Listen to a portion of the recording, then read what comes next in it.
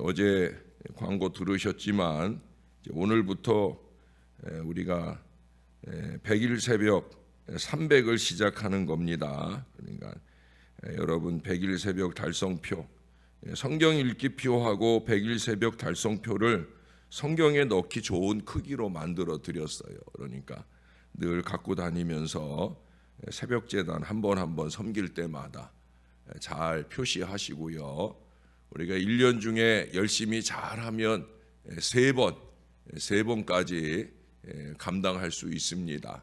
주일을 빼고 우리가 새벽 제단을 하기 때문에 그 50번을 빼면은 실제적으로 300한 100번 이 정도 되니까, 그러니까 그 어간에서 우리가 여유가 많지 않아요.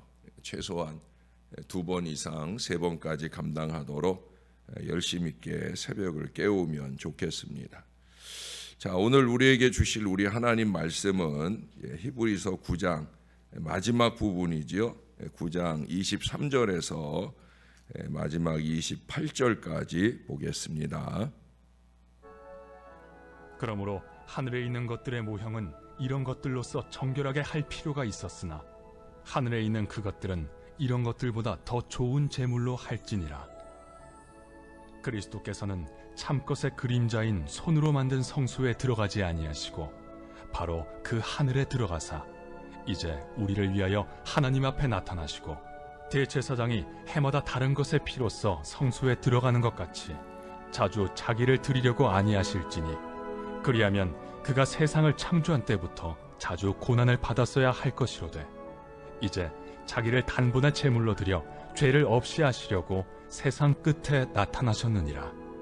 한 번 죽는 것은 사람에게 정해진 것이요 그 후에는 심판이 있으리니 이와 같이 그리스도도 많은 사람의 죄를 담당하시려고 단번에 들이심 받으셨고 구원에 이르게 하기 위하여 죄와 상관없이 자기를 바라는 자들에게 2번째 나타나시리라. 아멘.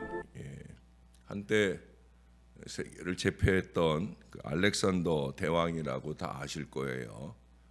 그 사람의 아버지가 필립 2세 왕입니다. 그는 이상한 종을 하나 데리고 다녀요. 이 종은 아침마다 첫 문안 인사를 하면서 반드시 날마다 이 인사를 합니다. 대왕이여, 당신은 죽어야만 한다는 사실을 잊지 마십시오라고 말했다는 거예요. 함부로 이렇게 말할 수 있는 건 아마 그 대왕이 아침마다 자기한테 말하라고 해서, 그래서 이 대왕은 아침마다 나는 죽어야 되는 사람이다, 나는 반드시 죽는다, 이것을 경각하는 하루하루를 살았다라고 보여집니다. 이 말이야말로 모든 인간이 꼭 기억해야 될 말입니다. 그런데 많은 사람들이 이 피할 수 없는 엄숙한 사실을 생각하지 않으려고 하고 자기는 죽음과는 상관이 없는 줄로 착각하고 살아가는 것 같아요. 죽음이 있다는 사실을 알면 저렇게 안 살 텐데 라고 생각되어지는 경우들이 많이 있다는 거예요. 이제는 오래전 일인데 9.11 테러 사건 때 그때 무려 하루아침에 6,000명이 죽임을 당했어요. 그 사람들이 그날 아침 자기들이 그렇게 죽으리라고 아무도 상상하지 않았을 거예요. 그러나 그날 아침 갑자기 그렇게 죽음을 맞게 되어집니다. 오늘 말씀 속에는 바로 그 죽음에 대한 엄숙한 교훈을 우리들에게 들려주고 있습니다. 첫 번째 생각할 일은 사람은 반드시 죽어야만 한다는 거죠. 오늘 하나님의 말씀 27절에 보시면 한 번 죽는 것은 사람에게 정하신 것이요 그 후에는 심판이 있으리니 라고 말씀합니다. 근데 사람들은 자기는 천년만년 살 줄 알고 이 죽음을 생각하지 않으려고 하고 또 자기와는 상관이 없는 줄로 알고 있어요. 그러나 사람은 누구나 다 조만간에 죽음이 찾아옵니다. 대단한 권세를 누리는 대통령들에게도 찾아오고 재벌한테도 찾아오고 튼튼한 사람에게도 찾아옵니다. 성경 안에도 대단한 인물들이 많잖아요. 우리가 요즘 접한 그런 좋은 믿음의 사람 다윗도 그도 결국 죽었어요. 이스라엘 역사상 최고의 부귀 영화를 누렸던 솔로몬도 죽었습니다. 성경 밖에 불사약을 구해오라고 했던 진시황도 결국은 죽었습니다. 그런데 사람들은 전혀 죽음을 준비하지 않고 살며 생각도 하지 않으려는 것 같아요. 사람은 본래 하나님의 형상으로 지음 받았기 때문에 영생하는 존재요, 영생하는 길이 있어요. 근데 그 영생하는 길을 찾으려고도 하지 않고 있다는 거예요. 모든 사람들이 죽음을 전혀 생각하지 않고 살다가 갑자기 의사의 사형 선고 진단을 받고야 당황해하며 허둥대는 그런 모습을 많이 보게 됩니다.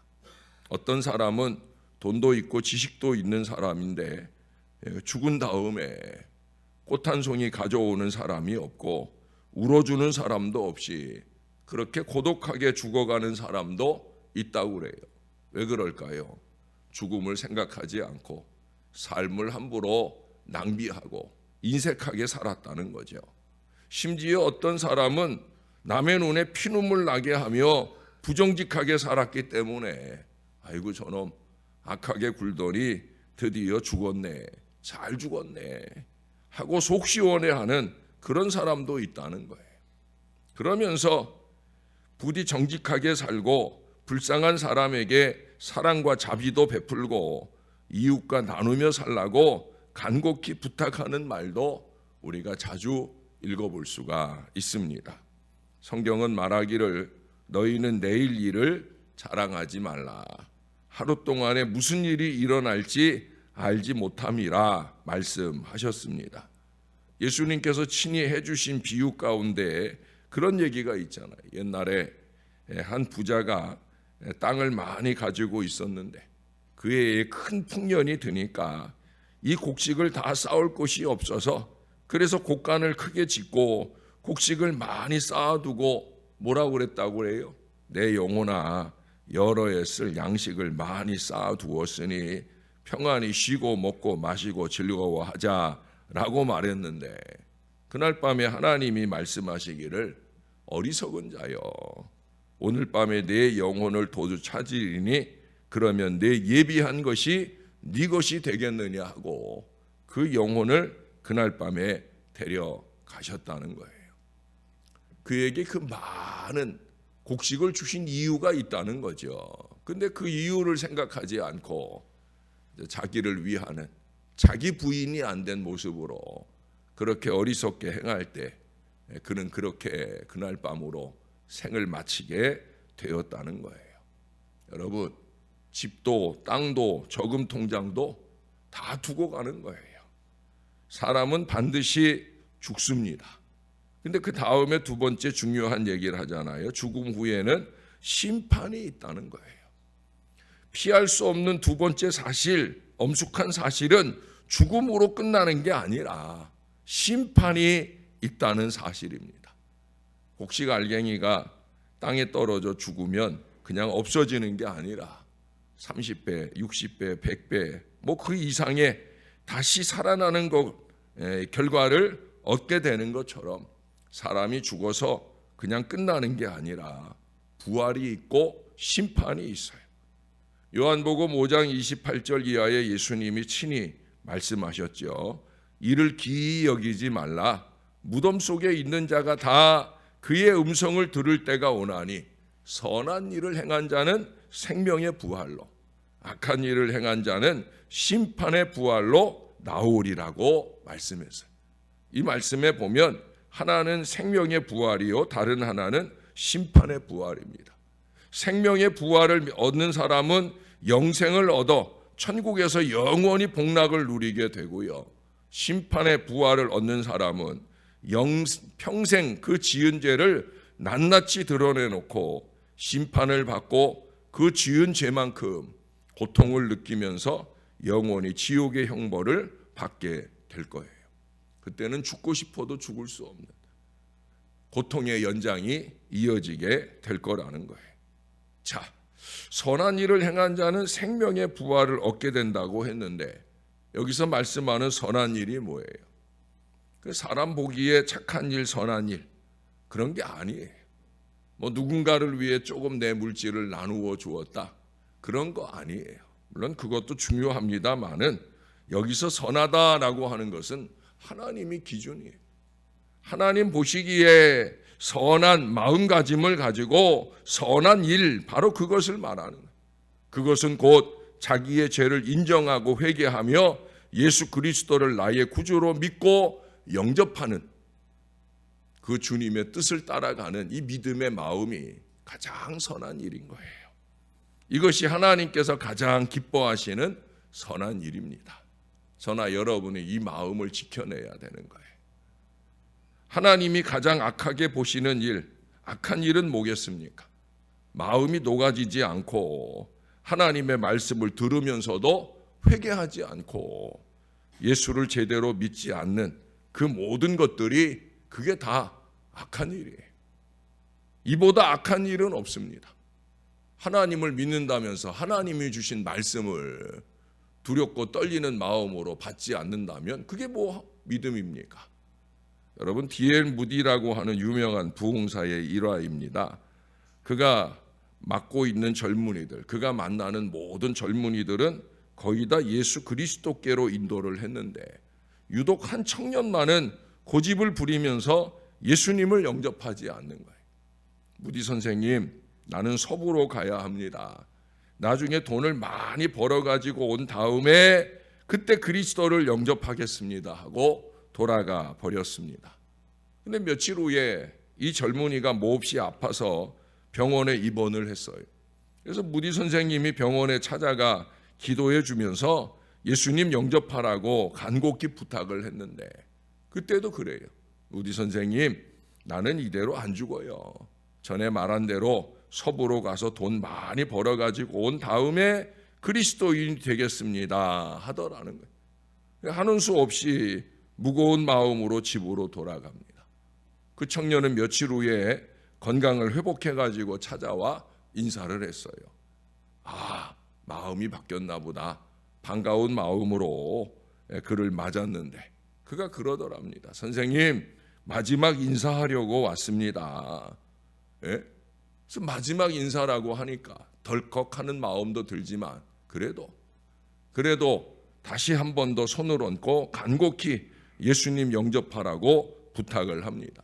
그랬더니 이 청년이 화를 버럭 내면서 그 무디 선생의 손을 뿌리치고 무디 선생님, 내 영혼 구원에 대해서 다시는 얘기하지 마세요. 제가 다시 돌아와서 결심하겠다고 약속했잖아요. 그러나 그 전에는 절대로 안 됩니다. 제가 올 때까지 안녕히 계세요라고 인사하고 가더랍니다. 그 떠나가는 젊은이의 모습을 보며 무디의 마음에 무슨 불길한 예감이 들었어요. 아닌 게 아니라 그날 밤 큰 소리로 문을 두드리는 소리가 들려서 깨어 일어나 창밖으로 머리를 내밀어 보았더니 그 젊은이의 부인이 울고불고 하면서 무디 선생님, 빨리 저희 집에 좀 가주세요. 내 남편이 지금 몹시 아파요. 빨리 좀 가주세요. 그러자 무디가 가야 소용없습니다. 당신 남편은 오늘 오후 마지막 거절의 말을 했습니다. 이미 위험선을 넘어섰습니다. 내가 가야 아무 소용없습니다. 라고 했다는 거예요. 그렇지만 그 부인이 울면서 간청을 하기 때문에 옷을 입고 따라갑니다. 그 집 계단에 올라가는데 그 청년이 침대에 누워서 눈을 번쩍 튼 채 의식을 잃고 중얼거리는 소리가 들렸습니다. 너무 늦었어. 너무 늦었어. 그 젊은이가 침상에서 외치는 헛소리예요. 헛소리가 아니라 진심의 소리죠. 영어로 too late, too late, too late. 그 말을 끊임없이 반복하더라는 거예요. 안타까운 마음으로 그 옆에 무릎을 꿇고 앉아 손을 꼭 쥐어주며 성경을 읽어주고 기도를 따라하라고 하는데도 한마디도 알아듣지를 못하고 뭐라고 그래요? too late, too late 하는 말만 되풀이하다가 근데 정신을 못 차린 채 숨을 거두고 말았다는 거예요. 성경은 보라, 지금은 은혜 받을 만한 때요. 보라, 지금은 구원의 날이로다 말씀하고 있어요. 바로 오늘, 바로 지금이 구원받을 기회입니다. 죽은 다음에는 기회가 없다는 거예요.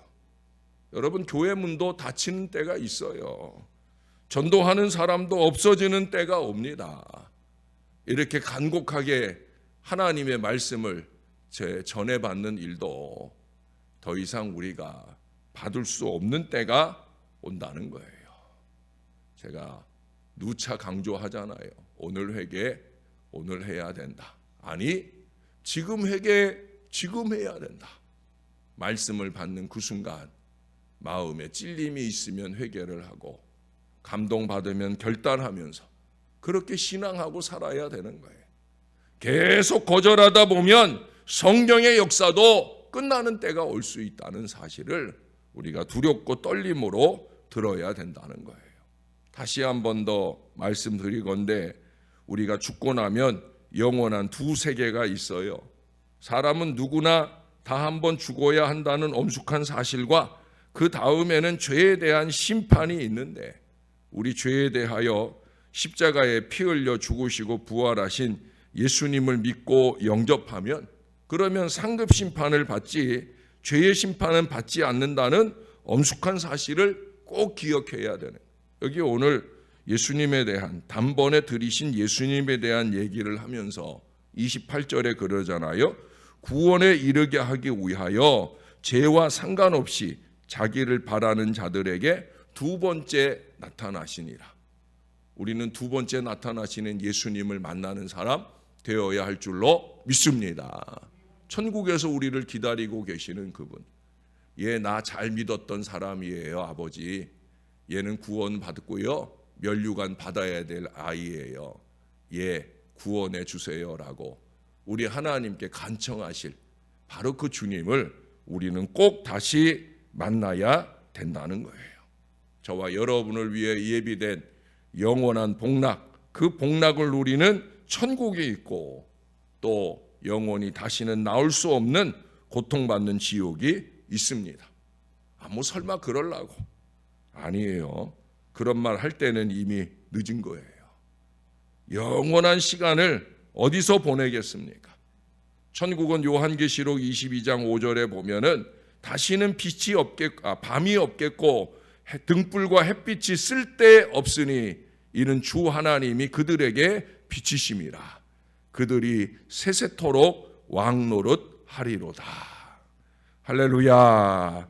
주님의 영화로운 빛이 천국에 구석구석 비치시기에 밤이 없어요. 어떤 분은 생각하기를 사랑의 하나님이 어떻게 그 끔찍한 지옥을 만들어 사람에게 고통을 줄 수가 있겠는가 생각하기도 합니다. 그러나 지옥은 애초에 사람을 위해 만들어 놓은 게 아니에요. 하나님을 대적하고 사람을 괴롭히고 타락시키는 그 사단과 그 사자 마귀들을 위해 예비된 곳인데 사람들이 하나님의 말씀을 믿지 않고 받지 않고 그 마귀의 유혹을 따라 어리석게 가다가 함께 멸망하게 되는 거예요. 정부가 국민을 괴롭히기 위해 형무소를 만들거나 사형 집행을 하는 거나 그러지 않잖아요. 법과 질서를 지키기 위해 무엇보다도 사람을 바로 잘 살게 하려고 그래서 어쩔 수 없이 그래서 지금은 형무소라고 안 하고 그 죄에 대한 벌을 지불하는 형무소라는 표현보다는 지금은 교도소라는 표현을 쓰잖아요. 바른 길로 이끄는 곳이라는 거예요. 안타깝게도 교도소가 교도소 역할을 잘 못하는 그런 모습들도 있지만 그래도 바르게 부족한 종이 여러분들 앞에 이 하나님의 말씀을 들고 서는 이유도 다른 데 있지 않아요. 기침 감기로 목이 다 쉬어 빠져가지고도 그래도 끊임없이 계속 이 하나님의 말씀을 전하는 이유는 다른 데 있지 않아요. 사랑하는 여러분, 우리 중 누구라도 죽을 날 앞에 두고 사는 인생입니다. 죽음 이유를 좀 생각하면서 지옥이 아니라 천국에서의 더 좋은 미래가 이어지는 우리 모두가 될 수 있도록 하나님 보시기에 잘 신앙하며 사는 저와 여러분 꼭 될 수 있기를 우리의 구주 되시는 예수님의 이름으로 간절히 축원합니다. 우리 하나님 고맙습니다. 오늘도 하나님의 말씀을 받습니다. 하나님 말씀 앞에 설 때마다 두렵고 떨리는 마음이어야 하지만 오늘의 말씀은 더더욱더 그러한 것을 우리가 다시금 절감합니다. 모든 사람은 반드시 한 번 죽는 것이 정해 있다. 어쩌면 그 죽음이 우리 앞에 곧 다가오고 있는 것으로 여겨집니다. 우리의 나이 때문이 아니라 나이에 상관없이 죽음은 언제나 우리의 코앞에 있는 것을 잊지 말게 도와주시고 오늘 내가 당장 죽더라도 영원한 천국의 보장을 받을 수 있는 믿음의 재확인이 하나님의 말씀을 받는 모든 자리에서 이루어지게 도와주시옵소서. 말씀에 찔림받는 그 어리석은 신앙의 모습, 삶의 모습을 뭉개고 앉아 고집하며 살지 말게 도와주시고 오늘 회개, 오늘 하며 날마다 새롭게, 날마다 신령하게 아버지의 뜻을 이루어가는 하나님의 사람들 다 되어지게 우리를 붙들어 주시옵소서. 이 땅의 생으로 끝나지 않고 우리를 향해 만세반석 열리며 영원한 천국에서 우리 예수님 다시 만나게 될 그 은혜의 순간이 우리 앞에 기대되어지고 기다려지는 그 믿음으로 날마다 사라지게 도와주옵소서. 크고 작은 이 땅의 어려움들이 우리의 발등에 떨어집니다. 아버지 하나님, 발등에 떨어진 그 어려움 앞에 기도할 기회를 찾는 하나님의 사람들 되게 하여 주옵소서.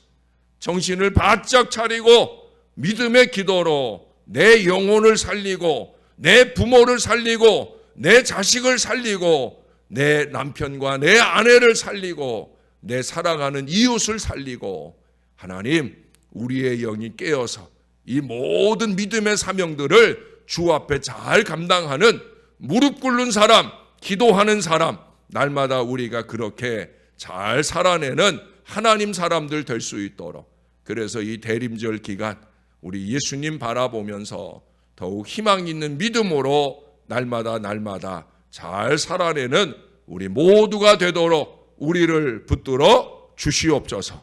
이 한 주간도 주님 손 붙들고 승리하는 여정을 잘 살게 하실 줄 믿습니다. 감사합니다. 예수님 이름으로 기도합니다. 아멘.